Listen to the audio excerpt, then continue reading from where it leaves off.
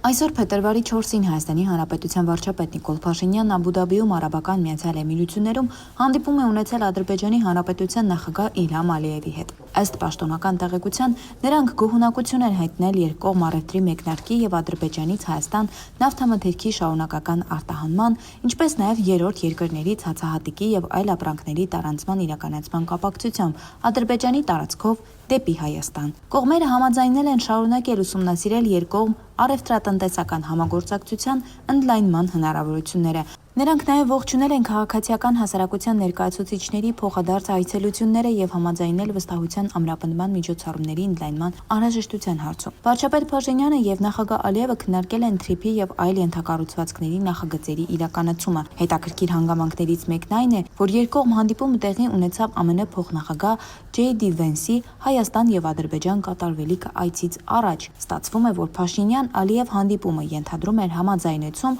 որոշ հարցերի շուրջ, որոնք պետք է քննարկվեն ԱՄՆ փոխնախագահի հետ, այսինքն հանդիպման նպատակն էր խոսել ու քննարկել այն, ինչ պետք է ներկայացվի Վենսին։ Առաջիններից մեկը ԱՄՆ նախագահ Դոնալդ Թրամփն էր, ով իր սոցիալական ցանցում գրառում կատարեց եւ հայտնեց, որ փոխնախագահ J.D. Vance-ը պատրաստվում է փետրվարին այցելել Հայաստան եւ Ադրբեջան։ Հիշեցնենք, որ 2025 թվականի օգոստոսի 8-ին Վաշինգտոնում Դոնալդ Թրամփի հետ եռակողմ հանդիպման ժամանակ Հայաստանի եւ Ադրբեջանի առաջնորդները ստորագրել են համատեղ հռչակագիր Երևանի եւ Բաքվի միջև խաղաղության պահպանման ու տրանսպորտային հաղորդակցության ստեղծման վերաբերյալ։ Հաղորդակցությունների բացման այդ նախագիծը ստացել է Թրամփի ուղի հանուն միջազգային խաղաղության եւ բարգավաճման անվանումը, սակայն հայ հասարակության եւ ընդդիմադիր շրջանակներում այն չի դադարում ունենալ Զանգեզուրի միջանցք անվանումը։